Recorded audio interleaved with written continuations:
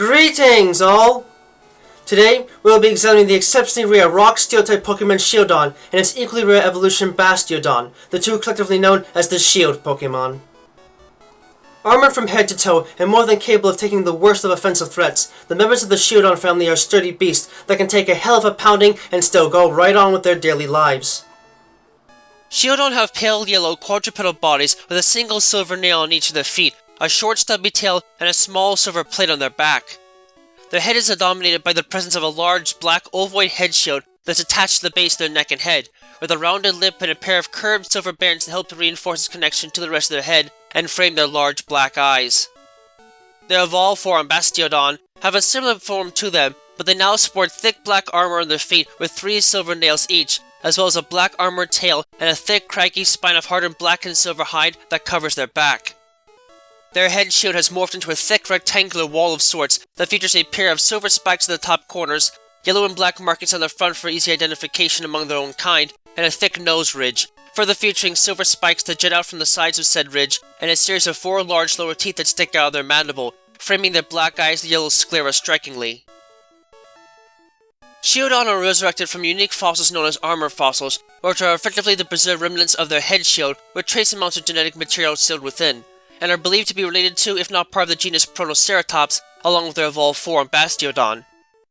Because their head shields are effectively little more than solid bone and armor, and generally possess no signs of damage and therefore no extra cracks or crevices where genetic material can cling to, genetic material is only preserved in a few exceptional cases where the conditions at the time of burial would have otherwise been highly anoxic, like in modern clay pits, an issue only exacerbated by the skewed gender ratio of 8-to-1 in favor of males. While it might seem a bit awkward, the massive head shield and armor face of these beasts is effectively their lifeline, as it is so heavily armored that only the most brutal of physical attacks are actually able to damage them, something that is effectively unseen among most other young Pokémon. As a result of these head shields, these creatures have no need to develop many offensive attacks and are able to graze on grass and low-growing berries without having to worry about being hunted by predators that actually think they will be a satisfying meal. While this does hurt them from an offensive standpoint, they do still manage to gain access to a few opponent attacks, such as Takedown and Ancient Power before evolving. Sadly, the heavy shield also slows them down a considerable amount and prevents them from moving very fast, which can serve as a major disadvantage against fast opponents because their hide is nowhere near as heavily armored as their front. If attacked from behind, Shieldon and Bastiodon will take damage in much the same fashion they would if they had almost no armor at all. In the case of the evolved form of Shieldon, Bastiodon, the massive head shield that once covered most of their face has completely overtaken their skulls and has effectively fused to it, their skull bones becoming so large and hard that they were originally mistaken for their spine until a specimen was successfully restored to life for the very first time. While this hampers their overall mobility and makes it difficult for them to move around, this does provide an advantage in that it allows them to freely rotate their head shield as much as their neck will allow, enabling them to repel attacks from any direction that is not behind them or they're at their immediate sides, in turn granting them access to the block technique upon evolving.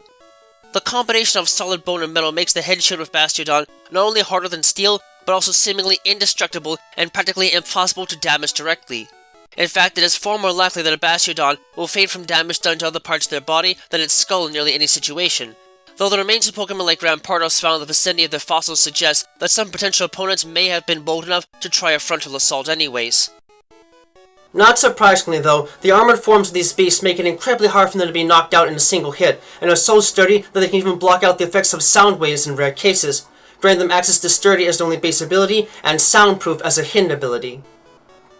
As far as the stats go in the case of Bastiodon, it is apparent that these beasts are all about defense and little more, their base defense and special defense stats being the only ones that are above average for a fully evolved Rock and Steel type Pokemon, but the capacity to make full use of this as a defensive wall in battle is still an impressive sight to be sure.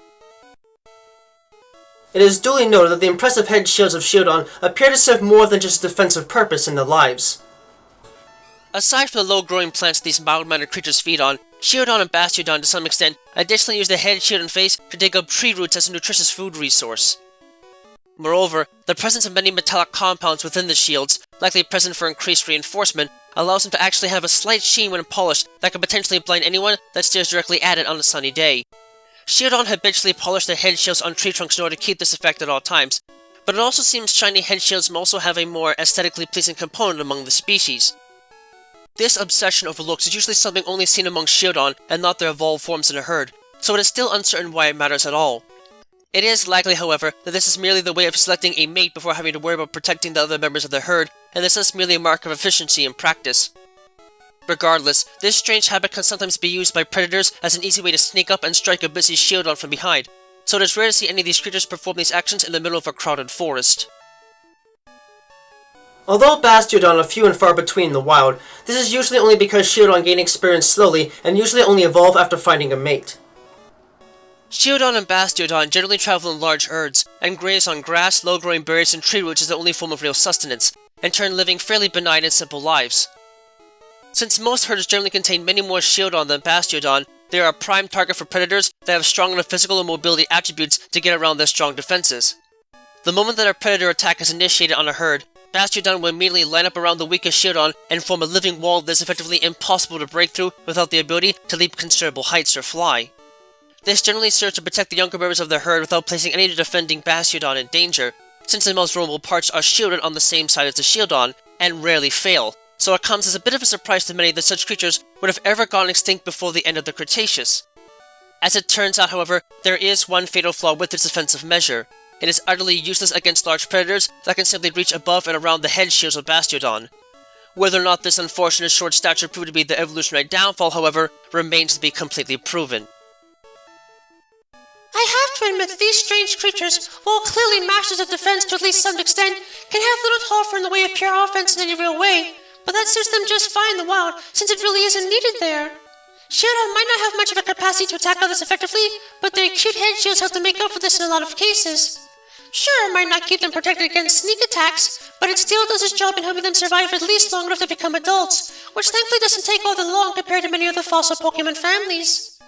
Bastiodon can prove to be a hell of a challenge to get past if their massive vulnerabilities to fighting and ground type attacks can't be exploited, and even then, they can take a heck of a beating before falling. It's a relief then that they are generally benign beasts that prefer to just live their lives in peace in the wild, and compared to contemporaries like Crinidos and Rampardos in this regard, it's easy for me to choose them as probably the safest fossil Pokémon to be around in almost any instance outside of battle. Though they might not always be the easiest of beasts to work with in a heated fight, the members of the Shieldon family are still incredibly sturdy beasts that can make great use of defensive natures to absorb the basic attacks of many young Pokémon with ease.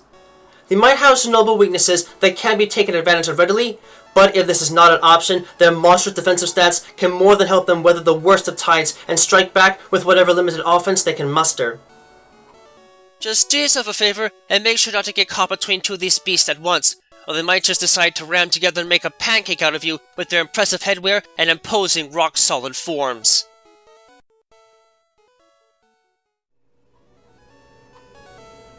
Thank you for watching this video. It brings me great joy to be able to speak to you all in the world each and every time we meet like this, to explore the many different facets of both the world of Pokemon as we know it, and the world as we live it, through every adventure we have with Pokemon by our side. If you'd like to, please subscribe, ring the bell and all that jazz, to keep yourself updated on content uploads and other materials of the like. You can also follow me on Twitter if you'd like to know right away when something new is uploaded, and my written works, from which most of this is based on, can be found on DeviantArt. Links to both can be found in the description down below. Remember that the world of Pokemon is a place full of wonder and mystery, and you never know what to expect. So, stay vigilant, keep watch, and always be prepared for the unexpected. Until next time, trainers and friends of all sorts, have a wonderful time.